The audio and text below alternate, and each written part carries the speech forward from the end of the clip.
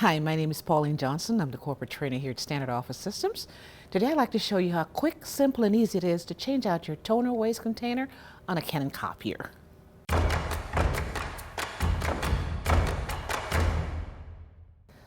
Once your copier panel indicates it's time to replace your toner waste container, located to the left of tray 1 is the waste container door.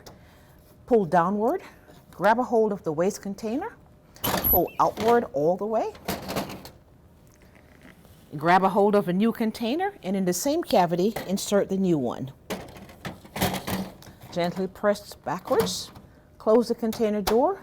Now you can resume copying. Well, thank you for watching. If you found our video useful, please hit subscribe. And remember, regardless of your office technology needs, SOS can help.